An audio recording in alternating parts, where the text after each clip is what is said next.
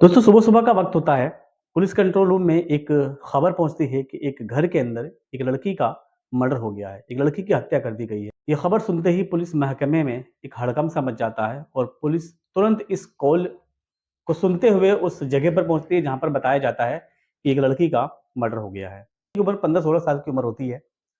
जब पुलिस उस घर में जाती है तो देखती है कि बिस्तर के ऊपर इस लड़की की गर्दन से काटकर हत्या किसी ने कर दी है और ठीक उसके दूसरे रूम में ही जो उसके पिताजी हैं, वो भी लहूलुहान अवस्था में होते हैं। पुलिस के लिए समझना बड़ा मुश्किल हो जाता है कि आखिर ये क्या माजरा है और आखिर इस हत्या के पीछे और इस लड़की के पिताजी को घायल करने के पीछे किसका हाथ है।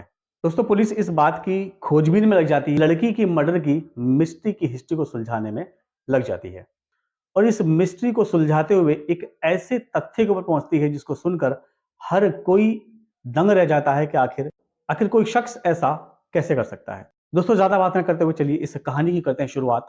मेरा नाम है अब्दुल जब्बार और आप लोग देख रहे हैं न्यूज शेल्टर। दोस्तों आज की ये दुख भरी कहानी है उत्तर प्रदेश के कुशीनगर की, जहां पर पुलिस को खबर दी जाती है कि एक घर के अंदर एक लड़की का मर्डर हो गया। पुलिस वहां पहुंचती है, देखती है कि 15 या 16 साल की लड़की है जिसकी गर्दन से कटी लाश बिस्तर के ऊपर पड़ी हुई है और दूसरे कमरे के अंदर उसके पिताजी भी लहूलुहान अवस्था में हैं। बहरहाल इस लाश को पीएम के लिए भेज दिया जाता है और उसके पिताजी को उपचार के लिए भेज दिया जाता है। पूछताछ की जाती है। पिताजी बताते ये है कि कल रात में कुछ बदमाश मेरे घर में आए थे और उन बदमाशों ने मेरी बेटी की हत्या कर दी और हत्या करने के बाद वो लोग मेरी तरफ आए, मुझे भी लहूलुहान करने की कोशिश करने लगे हैं, लेकिन मैं किसी तरह अपनी जान बचाकर यहाँ से भाग जाता हूँ। उस लड़की के पिताजी के मुझसे सुनी हुई स्टेटमेंट पुलिस वाले को थोड़ा-सा शक करने की तरफ मजबूर कर देती है। पुलिस सारे तथ्यों की जाँच-पड़ताल करती है, लेकिन कहीं से कहीं कुछ सुराग नहीं मिल पा रहा था। पुलिस का ध्यान अब टोटल इसके पिताजी यानी जिस लड़की का मर्डर हो जाता है, उसी लड़की के पिताजी के ऊपर अब पुलिस वालों का शक चला जाता है।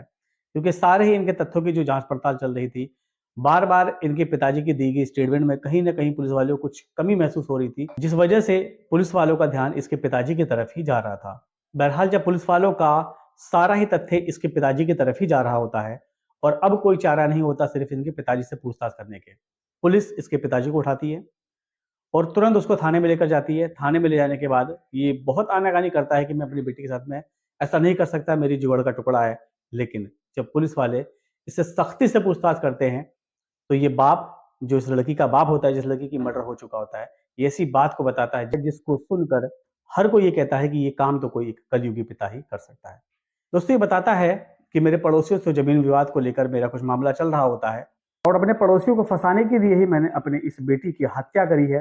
ये अपने जुर्म को कबूल करता है, सिर्फ और सिर्फ अपने पड़ोसियों को फंसाने के लिए मैंने इस बड़ी घटना को अंजाम दिया। दोस्तों जिसने भी इस कहानी को सुना, सुनकर एकदम हैरान सा रह गया। दोस्तों आज की इस कहानी का इतना ही। इस कहानी को लेकर आपकी क्या राय है कमेंट सेक्शन में जरूर बताइएगा।